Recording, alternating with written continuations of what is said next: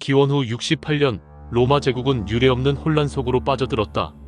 14세기 동안 지속될 로마 황제 제도는 네로의 몰락과 함께 심각한 위기를 맞이했고 그 중심에 갈바가 있었다.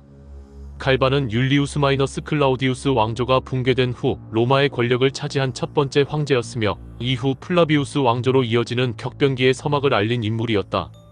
그러나 그의 통치는 단 7개월 만에 비극적으로 끝이 났고 로마는 더욱 혼란에 빠지게 되었다. 갈바는 오랜 행정 경험과 군사적 업적을 지닌 베테랑 정치인이었으며 원로원과 로마 귀족층의 지지를 받았다. 네로가 폭정을 거듭하던 시기, 그는 스페인의 속주 총독으로 있으면서 반네로 세력의 중심으로 떠올랐다. 결국 네로가 자결하면서 로마 원로원은 갈바를 새로운 황제로 승인했고 그는 로마로 진군하여 황제의 자리에 올랐다. 하지만 그의 즉위는 곧바로 새로운 갈등을 불러일으켰다. 갈바는 기존 로마 황제들과 달리 프라이토리아니 친위대와 군대의 지지를 받지 못했고 즉위 이후 재정개혁과 군대 개편을 시도하면서 군대와 민중의 반발을 샀다.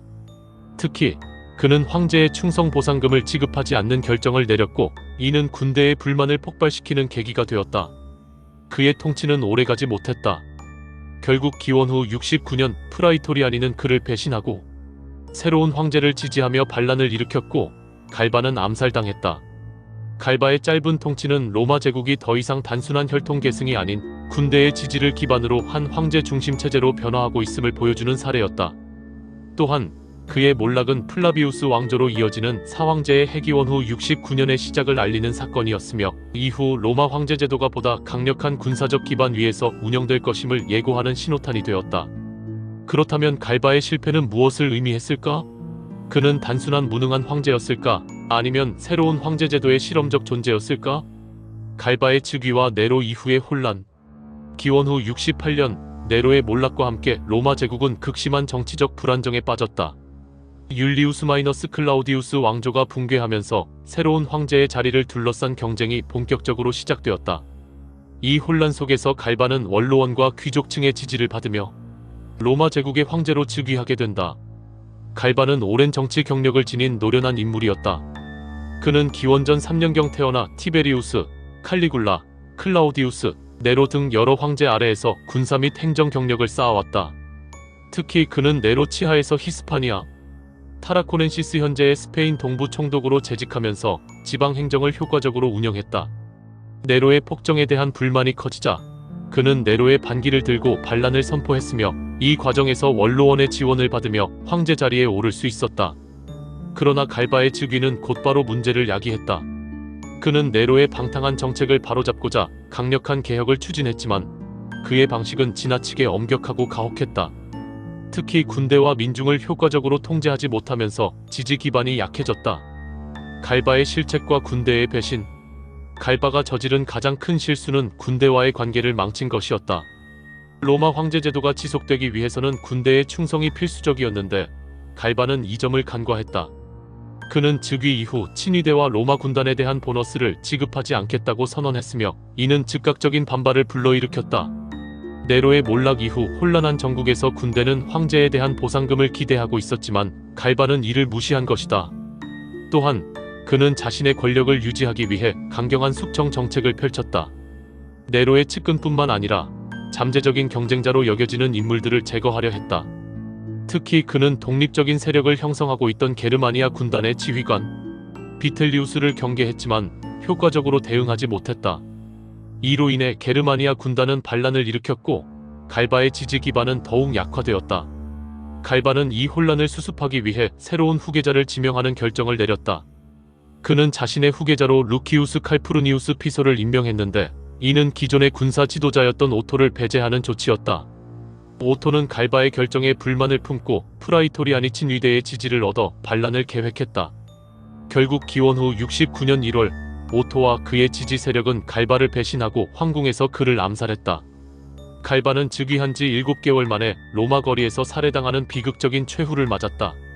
사황제의 해와 플라비우스 왕조로의 전환. 갈바의 몰락은 로마 제국이 심각한 정치적 혼란 속에 있음을 보여주는 사건이었다.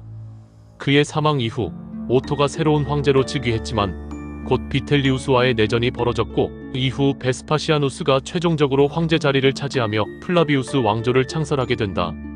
갈바의 짧은 통치는 로마 제국이 새로운 황제 제도로 전환하는 과도기적 시기였음을 의미했다.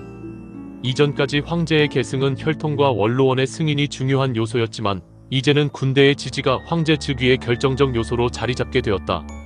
이 과정에서 플라비우스 왕조는 강력한 군사적 기반을 통해 제국을 안정화시키는 방향으로 나아가게 되었다. 갈바의 역사적 의미.